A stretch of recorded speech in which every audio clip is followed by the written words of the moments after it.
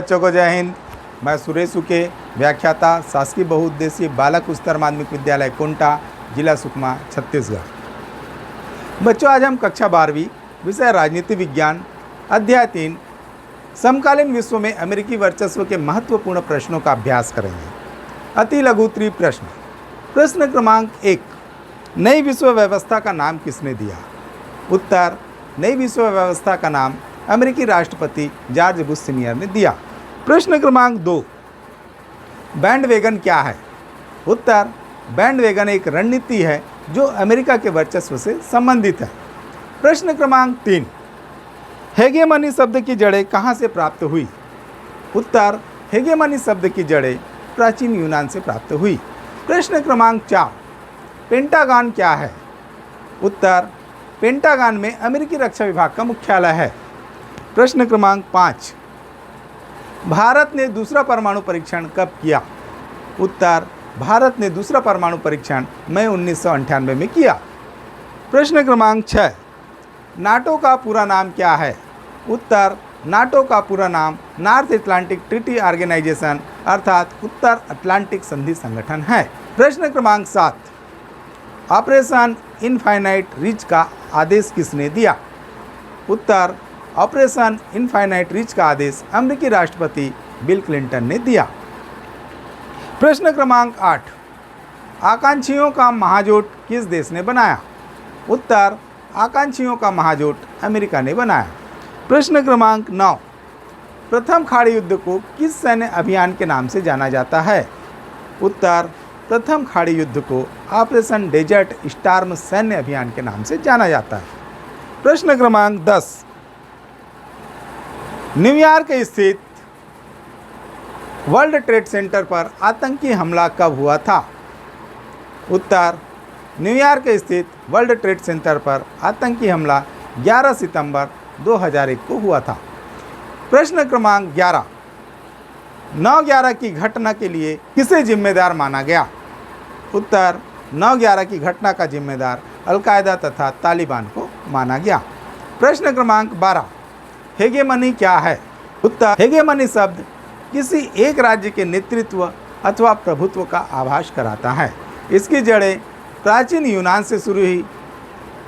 हेगेमनी शब्द मूलतः प्राचीन यूनान के अन्य नागर राज्यों की तुलना में एथेंस की प्रबलता को बताने के लिए किया जाता है।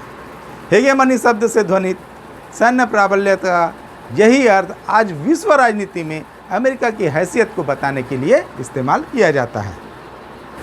प्रश्न क्रमांक 13, इराक के शासक सद्दाम हुसैन को कब फांसी दी गई? उत्तर, सद्दाम हुसैन इराकी शासक को 2006 में फांसी दी गई। प्रश्न क्रमांक 14, नई विश्व व्यवस्था क्या है? उत्तर, इराक के खिलाफ संयुक्त राष्ट्र संघ द्वारा बल प्रयोग की अनुमति दिए जाने को राष्ट्रपति जॉर्ज बुश ने नई विश्व व्यवस्था का नाम दिया। प्रश्न क्रमांक 15, ऑपरेशन डेजर्ट स्टॉर्म क्या है? उत्तर, प्रथम खाड़ी युद्ध के दौरान 34 देशों की संयुक्त सेना के संयुक्त राष्ट्र संघ द्वारा समर्थित सैन्य अभियान को ऑपरेशन डेजर्ट स्टॉर्म की संज्ञा दी गई थी। प्रश्न क्रमांक 16, स्मार्ट बम क्या है? उत्तर, प्रथम खाड़ी युद्ध के दौरान अमेरिका द्वारा प्रयुक्त किए गए बमों को स्मार्ट बम कहा गया है। प्रश्न क्रमांक 17, कंप्यूटर युद्ध किसे कहते हैं? उत्तर, खाड़ी युद्ध के दौरान अमेरिका ने स्मार्ट बम का प्रयोग करके कुवैत के खिलाफ इराक को घुटने टेकने पर बाध्य कर दिया था। पर्यवेक्षकों के द्वारा इसे कंप्यूटर युद्ध की संज्ञा दी गई। प्रश्न क्रमांक 18, अल-कायदा क्या है? उत्तर, अल-कायदा एक आतंकवादी संगठन है। प्रश्न क्रमांक 19, ऑपरेशन एंड्यूरिंग फ्रीडम क्या है?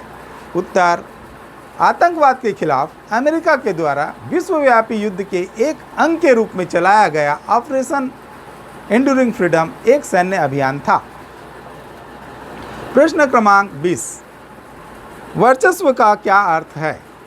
उत्तर, अंतर्राष्ट्रीय व्यवस्था में शक्ति का एक ही केंद्र हो तो उसे वर्चस्व शब्द से अभिव्यक्त किया जाता है। प्रश्न क्रमांक 21, ब्रेटन वुड्स प्रणाली क्या है? उत्तर, ब्रेटन वुड्स प्रणाली। इसके अंतर्गत वैश्विक व्यापार के नियम निर्धारित किए गए थे जिनको अमेरिकी हितों के अनुकूल बनाया गया था। प्रश्न क्रमांक 22, एक ध्रुवीय व्यवस्था से आप क्या समझते हैं? उत्तर, शीत युद्ध की समाप्ति के पश्चात सोवियत संघ का विघटन हो गया। सोवियत संघ के विघटन के पश्चात अमेरिका को चुनौती देने वाला कोई भी शक्तिशाली देश नहीं बचा। इस प्रकार विश्व राजनीति में अमेरिका के वर्चस्व की राजनीति प्रारंभ होती है। इसे ही एक ध्रुवीय व्यवस्था कहा जाता है। प्रश्न क्रमांक 23, सैन्य शक्ति के रूप में अमेरिकी वर्चस्व को स्पष्ट कीजिए। उत्तर, सैन्य शक्ति के रूप में अमेरिकी वर्चस्व को हम इस प्रकार स्पष्ट कर सकते हैं। पहला, अमेरिका की बेजोड़ एवं अनूठी सैन्य क्षमता। संयुक्त राज्य अमेरिका की सैनिक शक्ति की रीढ़ उसकी बढ़ी चढ़ी सैन्य शक्ति है। आज अमेरिका अपनी सैन्य क्षमता के बलबूते संपूर्ण विश्व में कहीं भी निशाना लगाने में सक्षम है। अपने सैनिकों को युद्ध भूमि से अधिकतम दूरी पर सुरक्षित रखकर अपने शत्रु को उसी के घर में अपाहिज बनाकर उसे परास्त करने की क्षमता अमेरिका रखता है। दूसरा, अमेरिका का सैन्य व्यय। विश्व के शक्तिशाली 12 देश जिनमें चीन, रूस, France, Britain, Germany, Japan, Italy, Saudi अरब, भारत और दक्षिण कोरिया एक साथ मिलकर के जितना राशि अपनी सैन्य क्षमता पर खर्च करते हैं उससे कई गुना अधिक सैन्य क्षमता में अकेले अमेरिका खर्च करता है। अमेरिकी रक्षा विभाग अपने बजट का एक बड़ा भाग रक्षा अनुसंधान और प्रौद्योगिकी पर व्यय करता है। तीसरा, अमेरिका की सैन्य दृष्टि से गुणात्मक बढ़त। अमेरिका के सैन्य प्रभुत्व का आधार केवल उच्च सैनिक व्यय ही नहीं बल्कि उसकी गुणात्मक बढ़त है। वर्तमान में यूएसए सैन्य प्रौद्योगिकी के क्षेत्र में इतना आगे निकल चुका है कि किसी भी देश के लिए उसकी बराबरी कर पाना असंभव हो गया है। बच्चों, अब हम निबंधात्मक प्रश्नों का अभ्यास करेंगे। निबंधात्मक प्रश्न क्रमांक 1, अमेरिकी वर्चस्व स्थापित होने के कारण लिखिए। उत्तर, वर्तमान समय में कोई भी देश ऐसा नहीं है जो अमेरिका जैसी महाशक्ति को चुनौती दे सके। एक ध्रुवीय विश्व व्यवस्था में अमेरिकी वर्चस्व स्थापित होने के कारण इस प्रकार हैं। पहला, शीत युद्ध की समाप्ति। 1990 में सोवियत संघ के विघटन के साथ ही शीत युद्ध समाप्त हो गया। रूस को सोवियत संघ का उत्तराधिकारी बना दिया गया। ऐसी स्थिति में रूस नहीं था कि वह अमेरिका के विरुद्ध खड़ा रह सके। भारत और चीन भी दोनों मिलकर अमेरिका का सामना नहीं कर सकते थे। इन सब कारणों से 1991 में अमेरिका विश्व में महाशक्तिशाली राष्ट्र के रूप में उभर कर सामने आया, जिससे विश्व जो है एक ध्रुवी बन गया, क्योंकि कोई भी देश अमेरिका को चुनौती देने की स्थिति में नहीं था। दूसरा, रूस की कमजोर स्थिति। सोवियत संघ के पतन के बाद रूस को सोवियत संघ का उत्तराधिकारी बना दिया गया। रूस की स्थिति काफ़ी कमज़ोर थी। वह ऐसी स्थिति में नहीं था कि सभी राष्ट्रकूल राज्य पर अपना नियंत्रण स्थापित कर सके। ऐसी स्थिति में वह अमेरिका का मुकाबला नहीं कर सकता था। रूस की अर्थव्यवस्था भी काफ़ी कमज़ोर थी। तीसरा, पूर्वी यूरोप क्षेत्र में परिवर्तन। पूर्वी यूरोपीय क्षेत्र के साम्यवादी देश जो सोवियत संघ के प्रभाव में थे, सोवियत संघ के विघटन के बाद अब अमेरिकी खेमे में जाने लगे तथा कई देशों ने नाटो की सदस्यता ग्रहण कर ली। चौथा, सोवियत संघ के विघटन के बाद संयुक्त राष्ट्र संघ की साख थेरेपी के अंतर्गत कई साम्यवादी देशों में उदारवादी परिवर्तन हुए। पांचवा, नाटो की शक्ति का बढ़ना। सोवियत संघ के विघटन के साथ रूसी गुट वार्सा पैक्ट समाप्त हो गया, परंतु नाटो संगठन अभी भी शक्तिशाली बना हुआ है और नाटो की शक्ति में निरंतर विस्तार होने से अमेरिका की सैनिक शक्ति बढ़ रही है। छठवां, सोवियत संघ के विघटन के बाद संयुक्त राष्ट्र संघ में केवल अमेरिका का प्रभाव निरंतर बढ़ता जा रहा है। सातवां, आतंकवाद और सामरिक हथियारों के संग्रह के नाम पर इराक और अफगानिस्तान में अमेरिका ने अपने सैनिक शक्ति का प्रदर्शन किया है। आठवां, गुट निरपेक्ष राष्ट्र भी जो है कोई प्रभावी भूमिका का निर्वहन नहीं कर पा रहे हैं। यह भी अमेरिका शक्ति के निरंतर बढ़ने का एक महत्वपूर्ण कारण है। नौवां, विश्व में साम्यवादी विचारधारा वाले लोग अब अमेरिकी पूंजीवादी विचारधारा की ओर आकर्षित हो रहे हैं। 10वां, अमेरिका स्वयं भी निरंतर शक्तिशाली बने रहने के लिए और सभी देशों को अपने नियंत्रण में बनाए रखने के लिए निरंतर प्रयास कर रहा है, चाहे वो सैनिक सहायता देकर हो अथवा आर्थिक सहायता या तकनीकी या प्रौद्योगिकी के माध्यम से वो अपने आप को वर्चस्व के रूप में स्थापित करने के लिए निरंतर प्रयास कर रहा है। प्रश्न क्रमांक 2,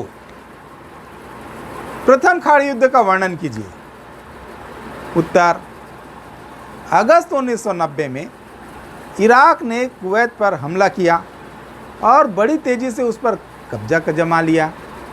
इराक के विरुद्ध संयुक्त राष्ट्र संघ ने कुवैत को मुक्त कराने के लिए बल प्रयोग की अनुमति दे दी। अमेरिकी राष्ट्रपति जॉर्ज बुश ने इसे नई विश्व व्यवस्था की संज्ञा दी। 34 देशों की मिलीजुली और 6,60,000 सैनिकों से भारी भरकम फौज ने इराक के विरुद्ध मोर्चा खोला और इराक को परास्त कर दिया। इसे ही प्रथम खाड़ी युद्ध की संज्ञा दी जाती है। संयुक्त राष्ट्र संघ के इस सैन्य अभियान को ऑपरेशन डेजर्ट स्टार्म के नाम से जाना जाता है, जो एक हद तक अमेरिकी सैन्य अभियान ही था। एक अमेरिकी जनरल नॉर्मन श्वार्ज़काउ इस सैन्य अभियान के प्रमुख थे। 34 देशों की इस मिलीजुली सेना में 75% सैनिक जो अमेरिका के थे। हालांकि इराक के राष्ट्रपति सद्दाम हुसैन ने ऐसा ऐलान किया था कि यह युद्ध 100 जंगों की एक जंग साबित होगी, लेकिन इराकी सेना जल्द ही हार गई और उसे कुवैत से हटने के लिए मजबूर होना पड़ा। प्रथम खाड़ी युद्ध से एक बात स्पष्ट हो गई कि बाकी देश सैन्य क्षमता के मामले में अमेरिका से बहुत पीछे है और सैन्य प्रौद्योगिकी के क्षेत्र में अमेरिका बहुत आगे निकल चुका है। इस युद्ध में अमेरिका ने तथाकथित स्मार्ट बमों का प्रयोग किया। इसके चलते कुछ पर्यवेक्षकों ने इसे कंप्यूटर युद्ध की संज्ञा भी दी। इस युद्ध को टेलीविज़न पर व्यापक कवरेज प्राप्त हुई। यह एक वीडियो गेम वार में तब्दील हो गया। दुनिया भर में अलग अलग जगहों पर दर्शक अपने घर में बैठे बैठे बड़ी इत्मीनान से ये देख रहे थे कि इराकी सेना किस तरह धराशायी हो रही है। अमेरिका ने इस युद्ध में काफ़ी मुनाफा कमाया।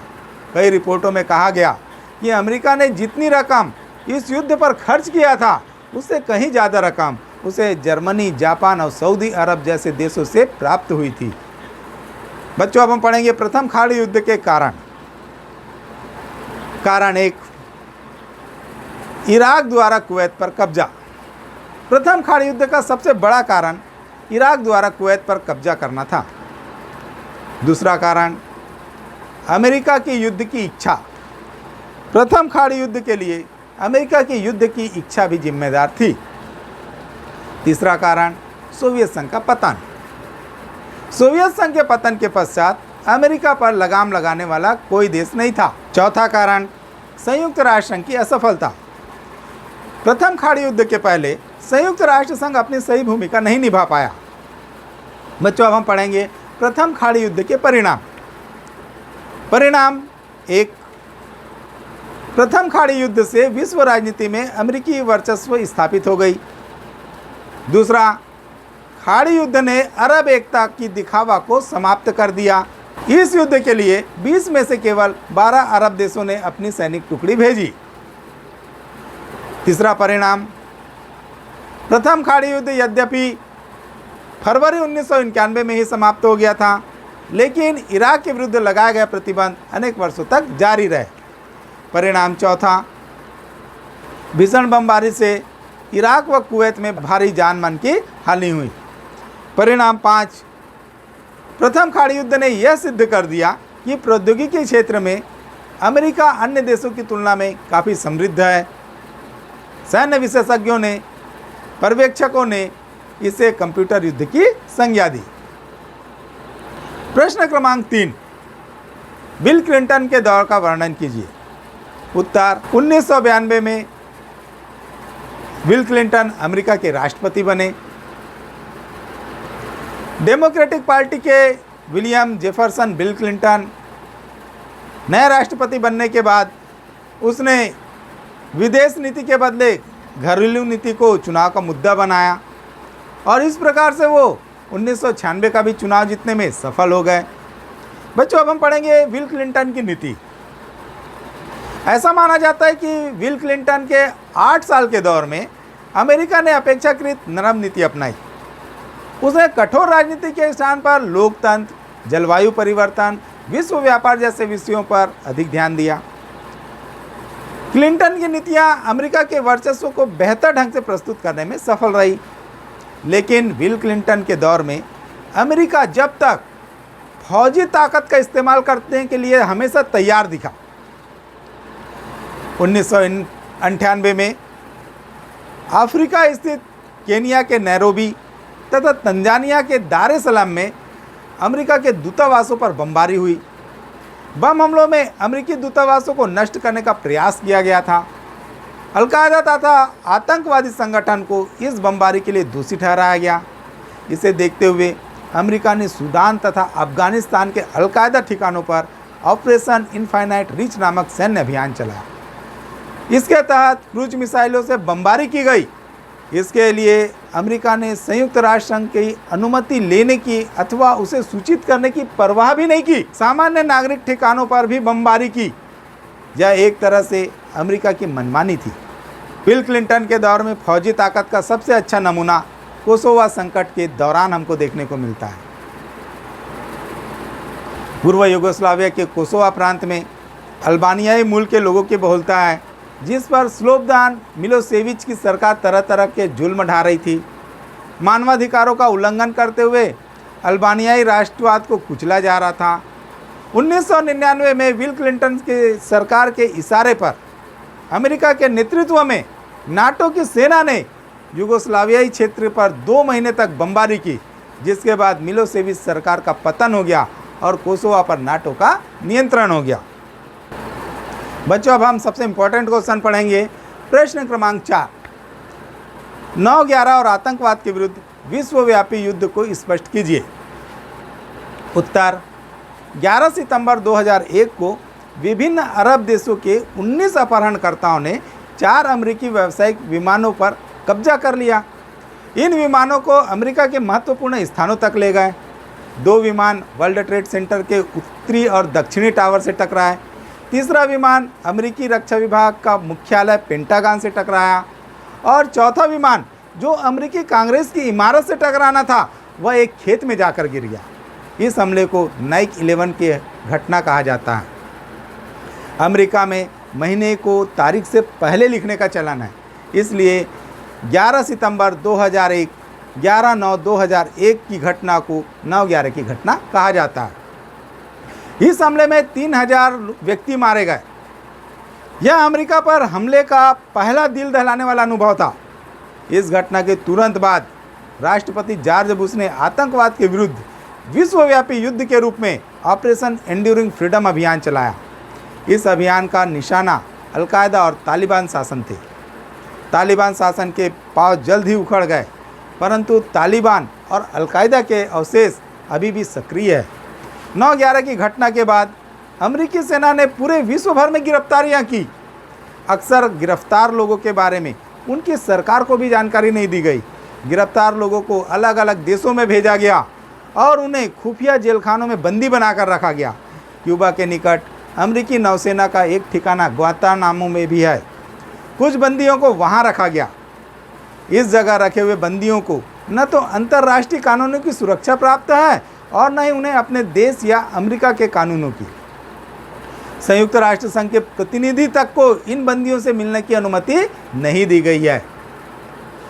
अमेरिका की खुफिया सूचनाओं के आधार पर अमेरिका को यह पता चला कि 9/11 की घटना के लिए उसामा बिन लादेन के नेतृत्व वाला अल-कायदा नामक आतंकवादी संगठन जिम्मेदार है तथा इस संगठन का गढ़ अफगानिस्तान में स्थित है। अफगानिस्तान में तालिबान लड़ाकों ने कब्जा कर वहां पर चरमपंथी इस्लामिक राज्य की स्थापना की। तालिबान शासनकाल में ही उसामा बिन लादेन के नेतृत्व में इस्लामिक संगठन अल-कायदा का गठन हुआ, जो विश्व के विभिन्न देशों में आतंकवादी गतिविधियों का संचालन करता था। 9/11 की घटना के विरोध में अमेरिका के नेतृत्व में नाटो की सेनाओं ने अक्टूबर 2001 में अफगानिस्तान में सैनिक कार्रवाई आरंभ कर दी, जिसमें अल-कायदा के सैनिक ठिकानों को निशाना बनाया गया। अमेरिकी सेना की भीषण बमबारी के चलते दिसंबर 2001 के तीसरे सप्ताह तक अफगानिस्तान की तालिबान सरकार का पतन हो गया। तालिबान के पतन के बाद अल-कायदा आतंकवादियों ने विभिन्न देशों के अतिरिक्त अफगानिस्तान की सीमा से लगे पाकिस्तानी क्षेत्रों में शरण ली। अमेरिका ने इन आतंकवादियों के सफाया के लिए पायलट रहित विमान ड्रोन से हमला किया।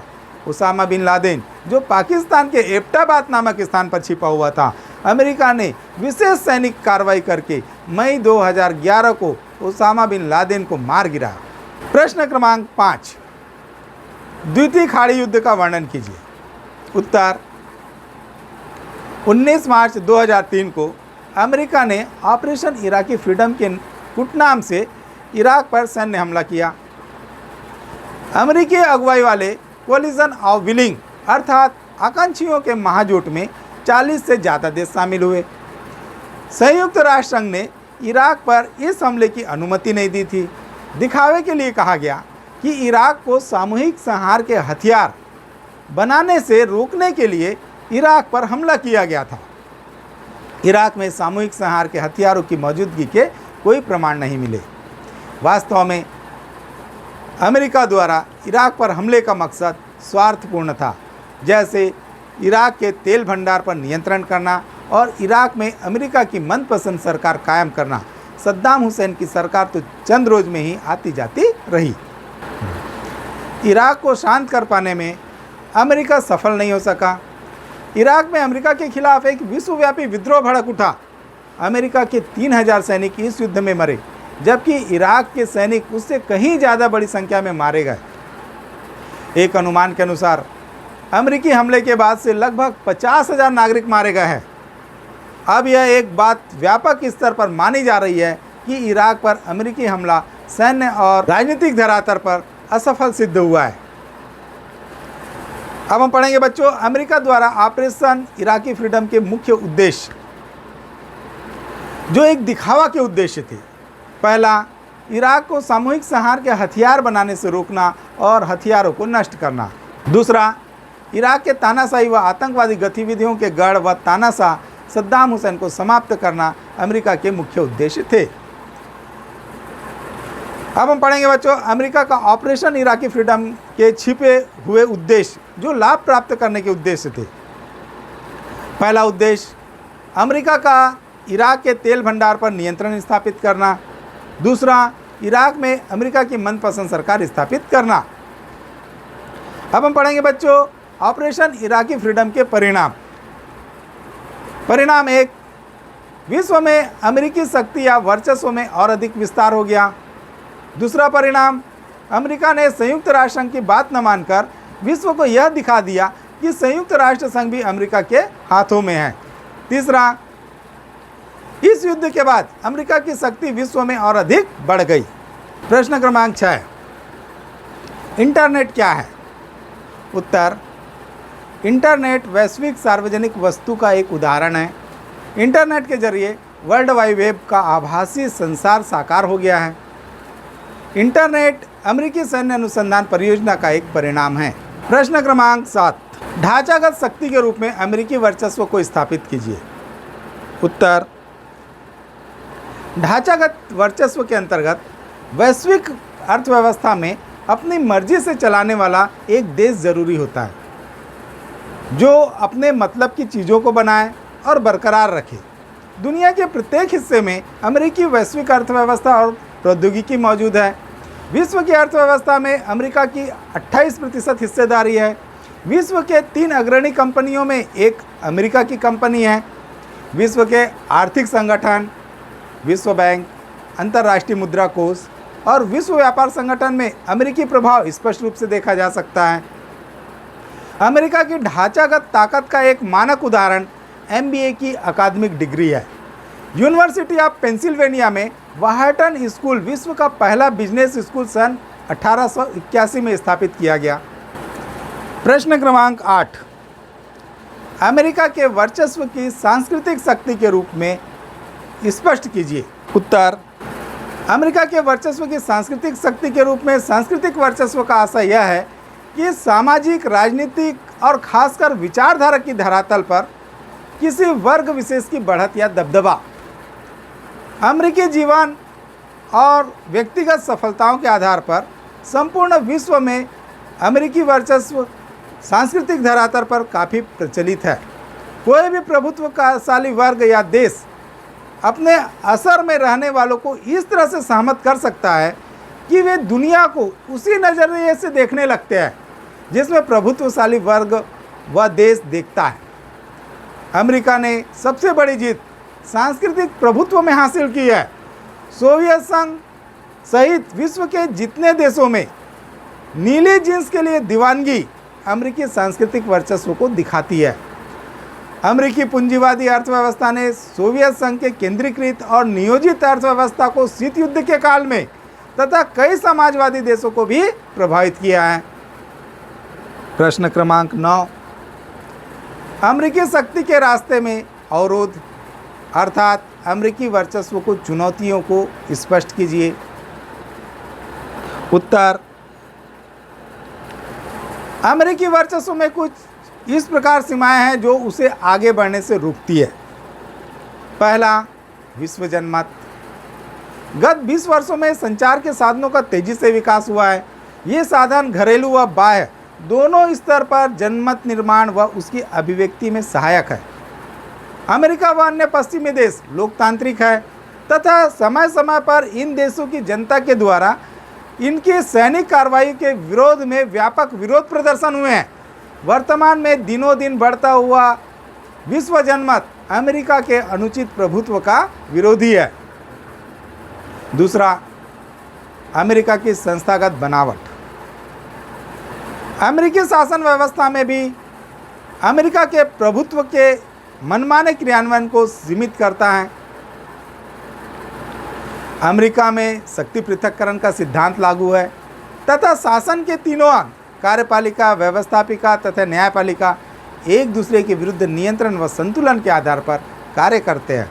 उदाहरण के लिए युद्ध व सैनिक कार्रवाई का संचालन कार्यपालिका व राष्ट्रपति का अधिकार व दायित्व है, लेकिन युद्ध की घोषणा तथा सैनिक कार्रवाई की अनुमति देना तथा इसके लिए धन की स्वीकृति देना वहाँ की संसद कांग्रेस का अधिकार है। व्यय की अनुमति के बिना राष्ट्रपति किसी सैनिक कार्रवाई का संचालन नहीं कर सकते।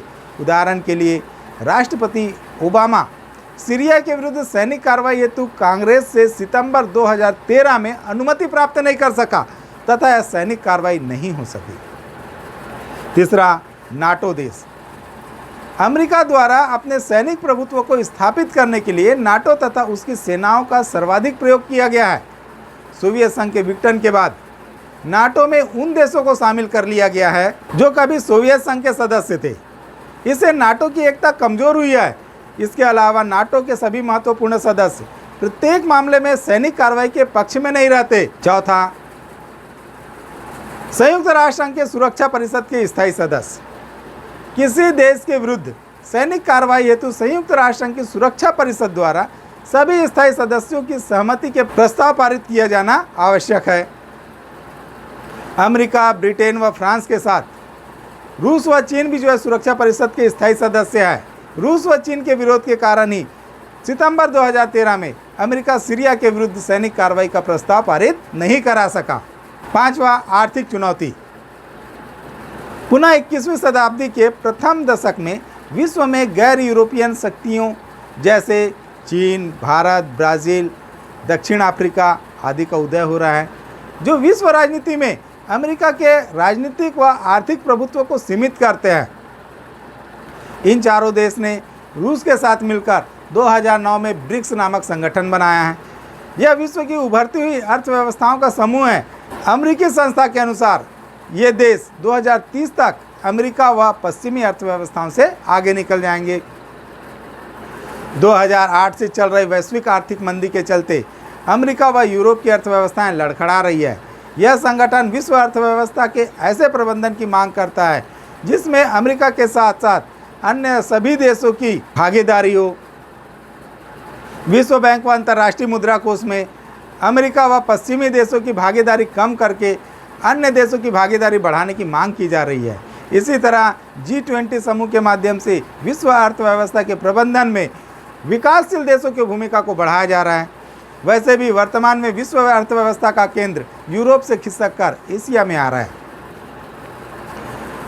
छठवां, वैचारिक चुनौती। वैश्वीकरण के वर्तमान युग में गत 20 वर्षों से अमेरिका व पश्चिमी देशों की नव उदारवादी व पूंजीवादी विचारधारा का बोलबाला रहा है।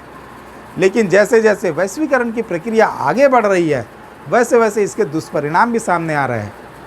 आज देशों व विभिन्न वर्गों के मध्य असमानताएं बढ़ रही है तथा गरीबी व भूखमरी जैसे समस्याएं कम होने का नाम नहीं ले रही है।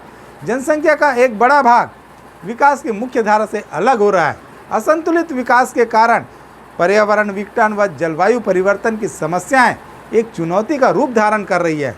आज जीवंत व समेकित विकास विश्व की आवश्यकता बन गई है। विश्व व्यापार मंच की वार्षिक बैठकों के दौरान जनता ने वैश्वीकरण व पूंजीवादी विचारधारा के विरुद्ध व्यापक प्रदर्शन किए हैं। अमेरिका के सांस्कृतिक प्रभुत्व के विरुद्ध भी विद्रोह के स्वर उभर रहे हैं। उधर चीन ने साम्यवादी रास्ते से तीव्र विकास हासिल कर यह सिद्ध कर दिया है कि पूंजीवाद तथा नव उदारवादी सबसे श्रेष्ठ विचारधारा नहीं है। अतः अमेरिका वर्तमान में आर्थिक चुनौती के साथ साथ वैचारिक चुनौती का भी सामना कर रहा है, लेकिन इस चुनौती का रूप अधिक संगठित नहीं है। प्रश्न क्रमांक 10, अमेरिका से भारत के संबंध स्पष्ट कीजिए। उत्तर, संयुक्त राज्य अमेरिका विश्व के 2 शक्तिशाली गुटों या महाशक्तियों में से एक है, जिसने भारतीय राष्ट्रीय आंदोलन का समर्थन करते हुए भारत को स्वतंत्र करने के लिए ब्रिटेन पर दबाव डाला था। अमेरिका को भारत से पूरी आशा थी कि स्वतंत्रता प्राप्ति के पश्चात भारत उसके गुट में सम्मिलित हो जाएगा, परंतु स्वतंत्र होने के पश्चात भारत ने किसी भी शक्ति गुट से शामिल न होकर के अपनी स्वतंत्र और गुट निरपेक्ष नीति को अपनाई, तो अमेरिका की आशा टूट गई। अमेरिका भारत से नाराज हो गया।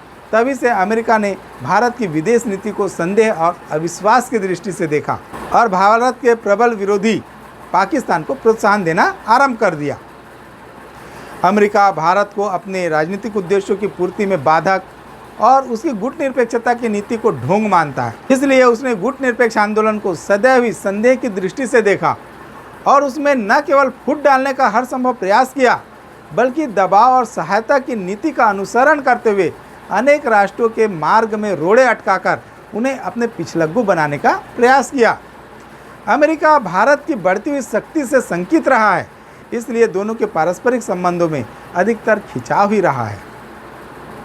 भारत और संयुक्त राज्य अमेरिका का संबंध, तो भारत और अमेरिका दोनों देशों के बीच में संबंधों का रेखाचित्र मित्रता की चाह, कटुता, तनाव, अलगाव और अविश्वास के दायरे में निरंतर चढ़ता उतरता रहा है। सहजता और मित्रता के क्षण वर्षा ऋतु में बादलों से घिरे आकाश में यदा कदा दृश्यमान प्रकाश की किरण की तरह क्षणिक ही रहे हैं। अंतर्राष्ट्रीय और राष्ट्रीय महत्व के प्रश्नों पर मतभेद ही अधिक उजागर हुआ है। प्रश्न क्रमांक 11, भारत और अमेरिका के मध्य मतभेद के प्रमुख मुद्दे क्या क्या है, स्पष्ट कीजिए। उत्तर, भारत और अमेरिका के मध्य मतभेद और कटुता के प्रमुख मुद्दे इस प्रकार हैं। उत्तर, मतभेद 1, उपनिवेशवाद एवं साम्राज्यवाद। स्वतंत्रता प्राप्ति के पश्चात भारत और अमेरिका दोनों ही उपनिवेशवाद एवं साम्राज्यवाद का घोर विरोध करते थे, परंतु अमेरिका की संपूर्ण राजनीति और हित ब्रिटेन तथा फ्रांस, पुर्तगाल, स्पेन और हॉलैंड जैसे साम्राज्यवादी देशों के साथ जुड़े होने के कारण अमेरिकी नेताओं ने उपनिवेशवाद और साम्राज्यवाद की निंदा और विरोध न करके प्रायः मौन धारण कर लिया है। मतभेद 2, चीन की साम्यवादी क्रांति और भारत द्वारा मान्यता। सन 1949 में साम्यवादी चीन का प्रादुर्भाव हो गया। तत्कालीन भारतीय प्रधानमंत्री पंडित जवाहरलाल नेहरू ने दिसंबर सन 1949 को मान्यता प्रदान कर दी। भारत का यह कार्य अमेरिका को पसंद नहीं आया। मतभेद 3, हिंद चीन की समस्या। हिंद चीन की समस्या से दोनों देशों में कटुता उत्पन्न हो गई। फ्रांस की सरकार ने हिंद चीन की समस्या को अपना उपनिवेश बनाए रखने के लिए अमेरिका से सैनिक सहायता मांगी। अमेरिका ने साम्यवाद के प्रभाव से इस क्षेत्र को बचाने के लिए फ्रांस को सहायता प्रदान कर दी। भारत ने इसका विरोध किया। हिंद चीन की समस्या को अमेरिका ने सैनिक दृष्टि से सैनिक शक्ति का प्रयोग करके इसे सुलझाना चाहता था, जबकि भारत इस समस्या को शांतिपूर्ण ढंग से सुलझाने के पक्ष में था। मतभेद 4, कश्मीर का प्रश्न। पाकिस्तान द्वारा सन 1947 में कश्मीर पर किए गए आक्रमण के पश्चात भारत ने पाकिस्तान के विरुद्ध न्याय के उद्देश्य से इसे 31 दिसंबर सन 1947 को संयुक्त राष्ट्र संघ की सुरक्षा परिषद में इस प्रकरण को ले गया। तो अमेरिका ने भारत का विरोध करते हुए पाकिस्तान का पक्ष लिया। अमेरिका की इस भूमिका के कारण ही भारतीय जनमत अमेरिका के विरुद्ध हो गया। मतभेद 5, सैनिक संगठन। साम्यवाद के प्रसार को रोकने के लिए अमेरिका अंतर्राष्ट्रीय सैनिक संधियों, सैनिक संगठनों और समझौतों को अनिवार्य समझता था, जबकि भारत सरकार ने नाटो, सीटो और सेंटो जैसे सैनिक संगठनों का घोर विरोध किया था। इस प्रकार सैनिक संगठन भी भारत और अमेरिका के मध्य मतभेद का कारण बना। मतभेद 6, अमेरिका द्वारा पाकिस्तान का समर्थन एवं सैनिक सहायता। भारत तथा अमेरिका के मध्य तीव्र मतभेद का एक महत्वपूर्ण कारण अमेरिका द्वारा पाकिस्तान का समर्थन और उसे आर्थिक एवं सैनिक सहायता प्रदान किया जाना है। सन 1965 और 1971 के भारत और पाक युद्ध में पाकिस्तान ने अमेरिका से प्राप्त हथियारों का खुलकर प्रयोग किया। इसके पश्चात भी अमेरिका पाकिस्तान को इस प्रकार की निरंतर सहायता प्रदान कर रहा है। भारत इसका विरोध करता है। अमेरिका की इन नीतियों से भारत और अमेरिका के मध्य में संबंधों में अत्यधिक तनाव आया है। मतभेद 7, भारत का रूस की ओर झुकाव। भारत और अमेरिका के संबंधों के तनाव का एक कारण यह भी रहा है कि भारत का झुकाव रूस की ओर है। कंपुचिया का प्रश्न, अफगानिस्तान का प्रश्न, पोलैंड का प्रश्न में भारत ने प्रत्यक्ष तथा परोक्ष रूप से रूस का समर्थन किया है। अमेरिका का आरोप है कि भारत अमेरिका की अपेक्षा रूस के अधिक निकट है, अतः भारत के प्रति अमेरिका का वही दृष्टिकोण है जो रूसी गुट में सम्मिलित किसी देश के प्रति होता है। मतभेद 8, अमेरिका द्वारा खालिस्तान आंदोलन का समर्थन। तनाव का एक बड़ा कारण यह भी है कि अमेरिका खालिस्तान आंदोलन को शस्त्र और धन से सहायता दे रहा था। मतभेद 9, गोवा की समस्या। सन 1961 में गोवा को पुर्तगाल सरकार की अधीनता से मुक्त कराने के लिए भारत सरकार शांति और मैत्रीपूर्ण वार्ता के पक्ष में थी, जबकि अमेरिका ने पुर्तगाल सरकार के पक्ष में भारत विरोधी रवैया को अपनाया। मतभेद 10, भारत की गुट निरपेक्षता की नीति। स्वतंत्रता के बाद भारत ने गुट निरपेक्षता की नीति को अपनी विदेश नीति का मूल आधार बनाया। भारत गुट निरपेक्ष राष्ट्रों के नेतृत्व करने में भी सफल रहा है। भारत के इस विदेश नीति के कारण अमेरिका भारत को अपना प्रबल विरोधी मानता है। मतभेद 11, चीन की संयुक्त राष्ट्र संघ की सदस्यता का प्रश्न। अमेरिका की इच्छा के विरुद्ध भारत चीन को सदस्यता दिलाने के लिए प्रतिवर्ष संयुक्त राष्ट्र संघ में प्रस्ताव लाता रहा है, जिसके परिणाम स्वरूप 1971 में चीन को संयुक्त राष्ट्र संघ की सदस्यता प्राप्त हो गई। भारत का यह प्रयास और उसकी सफलता भी भारत और अमेरिका के मध्य तनाव और मतभेद का एक मुद्दा बन गया। मतभेद 12, कोरिया में अमेरिका का हस्तक्षेप। सन 1950 में कोरिया में छिड़े गृह युद्ध में अमेरिका ने उत्तरी कोरिया को आक्रामक करने और संयुक्त राष्ट्र संघ की सेनाएं भेजने का प्रस्ताव रखा। भारत ने अमेरिका के इस प्रस्ताव का समर्थन किया, परंतु जब अमेरिका ने भारत से संयुक्त राष्ट्र संघ के निर्देशन में सैनिक भेजने के लिए कहा तो भारत ने स्पष्ट रूप से इनकार कर दिया। इससे भारत और अमेरिका के मध्य तनाव हो गया। मतभेद 13, तिब्बत के संबंध में भारत चीन संधि। तिब्बत के संबंध में भारत द्वारा चीन से की गई संधि को भी अमेरिका ने साम्यवाद के प्रति भारत के समर्पण को मानते हुए भारत को अपना विरोधी मान लिया। मतभेद 14, साम्यवाद और साम्यवादी गुट। युद्धोत्तर काल में अमेरिकी विदेश नीति का मूलाधार साम्यवाद के प्रसार को रोकना था। भारत तो दोनों ही महाशक्तियों से अपने मैत्रीपूर्ण संबंध स्थापित करना चाहता था। यद्यपि भारत ने अनेक बार साम्यवाद की कटु आलोचना की है, परंतु अमेरिका की भांति उसने साम्यवाद के प्रति कभी कठोर दृष्टिकोण नहीं अपनाया।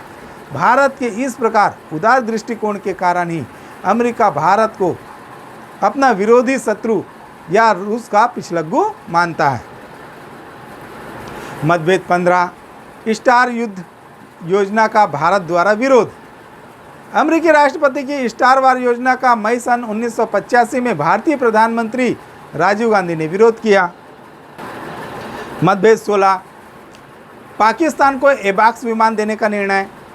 सन 1987 में अमेरिका ने पाकिस्तान को एबाक्स विमान देने का निर्णय किया। यह विमान कंप्यूटरीकृत तथा चेतावनी और नियंत्रण के आधुनिकतम उपकरणों से लैस है।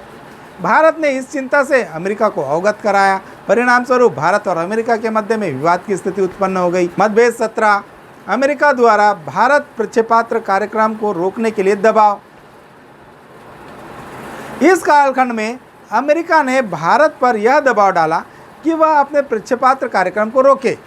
यही कारण था कि भारत ने अग्नि का परीक्षण स्थगित किया, जिससे भारतीय संसद में सरकार की लिखित आलोचना की गई। मतभेद 18, भारत को रॉकेट प्रौद्योगिकी न देने हेतु अमेरिका का रूस पर दबाव। भारत और रूस से रॉकेट प्रौद्योगिकी हस्तांतरण के मामले में हुए समझौते पर अमेरिका ने आपत्ति उठाई। अतः 18 अप्रैल सन 1992 को रूस के राष्ट्रपति ने भारत की रॉकेट प्रौद्योगिकी के हस्तांतरण पर रोक लगा दी। मतभेद 19, इसरो पर अमेरिकी प्रतिबंध। भारत और अमेरिका के मध्य रॉकेट प्रौद्योगिकी अनुबंध से अप्रसन्न होकर अमेरिका ने 11 मई सन 1992 को भारतीय अंतरिक्ष अनुसंधान संगठन पर रोक लगा दी कि वह इस संगठन से कोई व्यापार नहीं करेगा। भारतीय अंतरिक्ष अनुसंधान में 25 से 30% तक अमेरिकी कलपुर्जों का प्रयोग होता है, जिन्हें अब उसे भारत में ही विकसित करना होगा। मतभेद 20, पाकिस्तान को टोही विमान देने पर भारत की आपत्ति। सन 1994 के मध्य में अमेरिका द्वारा पाकिस्तान को टोही विमान देने की घोषणा की गई। भारत ने अमेरिकी उप विदेश सचिव बेलवाट को स्पष्ट शब्दों में बता दिया कि यदि पाकिस्तान को F-16 बम वर्षक और ओरियन टोही विमान देने से इस क्षेत्र में हथियारों की नई दौड़ आरंभ हो जाएगी। संयुक्त राज्य अमेरिका ने कहा कि पाकिस्तान यदि यह वायदा करे कि वह अपने परमाणु कार्यक्रम को आगे नहीं बढ़ाएगा तो वह पाकिस्तान को उक्त विमान दे सकता है। मतभेद 21, स्पेशल 301 की कार्रवाई से इनकार। पेटेंट के बारे में भारतीय कानून अप्रैल सन 1991 में अमेरिकी प्रशासन ने भारत को स्पेशल 301 धारा में डाल दिया। अमेरिका का कहना कि पेटेंट के बारे में भारतीय कानून उसके हितों के विपरीत है, इसलिए वह उसमें बदलाव चाहता है। लेकिन भारत का तर्क है कि विकसित देशों से हमारी तुलना न की जाए। अतः 30 अप्रैल सन 1995 में अमेरिका द्वारा भारत के विरुद्ध स्पेशल 301 की कार्रवाई से इनकार कर दिया गया है। मतभेद 22, भारत द्वारा मई सन 1998 में परमाणु परीक्षण। जब भारत ने 11 मई एवं 13 मई को कुल 5 परमाणु परीक्षण किए तो अमेरिका ने विरोध किया और भारत पर आर्थिक प्रतिबंध लगा दिया। इससे पहले CTBT पर भारत द्वारा हस्ताक्षर न करने से दोनों देशों के मध्य में विरोध चल रहा था। प्रश्न क्रमांक 12, भारत और अमेरिका के मध्य मधुर संबंध को स्पष्ट कीजिए। उत्तर, भारत और अमेरिका के मध्य में मधुर संबंध के मुख्य अंश इस प्रकार हैं। पहला, उच्च तकनीकी हस्तांतरण समझौता। नवंबर सन 1984 में भारत और अमेरिका के मध्य में उच्च तकनीकी हस्तांतरण संबंधी एक समझौता हुआ। दूसरा, राजीव गांधी की अमेरिका यात्रा। 12 जून सन 1985 से 15 जून सन 1985 तक भारतीय प्रधानमंत्री राजीव गांधी ने अमेरिका की यात्रा की और अमेरिकी राष्ट्रपति रोनाल्ड रीगन से आग्रह किया कि वह पाकिस्तान पर परमाणु कार्यक्रम रोकने के लिए दबाव डाले। तीसरा, वन विकास समझौता सन 1985। 27 जून सन 1985 को भारत और अमेरिका के मध्य $8 करोड़ के एक समझौते पर हस्ताक्षर हुए। भारत ने जलाऊ और इमारती लकड़ी के उत्पादन को बढ़ाने में अमेरिका द्वारा सहायता प्राप्त की। चौथा, लड़ाकू विमान बनाने में मदद देने के बारे में समझौता। सन 1986 ईस्वी को भारत और अमेरिका के मध्य समझौता हुआ। दोनों देशों में संपन्न हुए सौदे के द्वारा अमेरिका ने भारत को F-404 इंजन देने हेतु सहमति प्रदान की।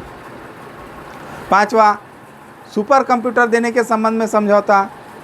9 सितंबर सन 1987 को नई दिल्ली में अमेरिकी राजदूत गुंथर डिन्स व विदेश सचिव KPS मेनन ने सुपर कंप्यूटर देने हेतु समझौता पर हस्ताक्षर किया।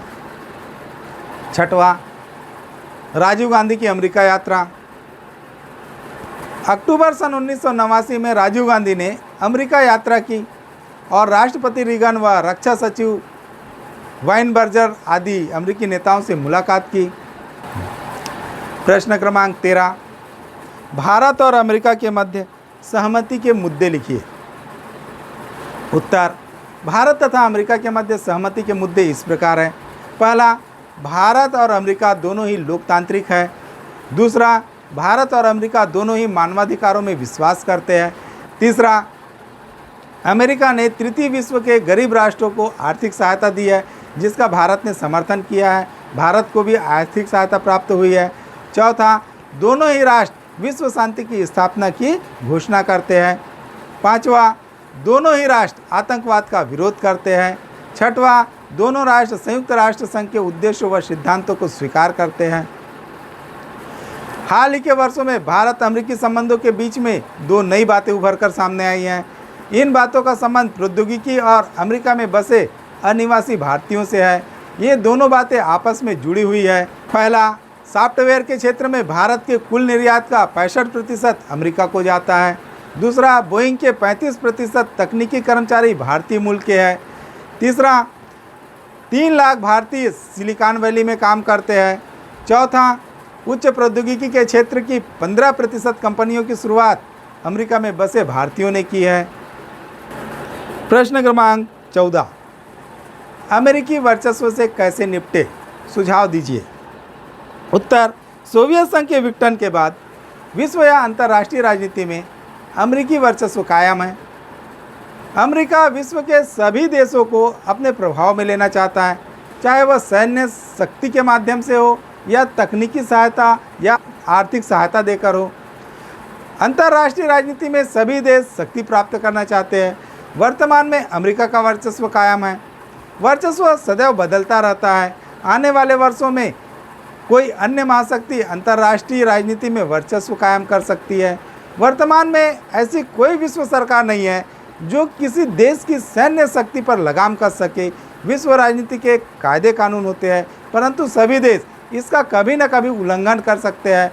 इन बातों से ऐसा लगता है कि न तो वर्चस्व से कोई छुटकारा है और न ही युद्ध से।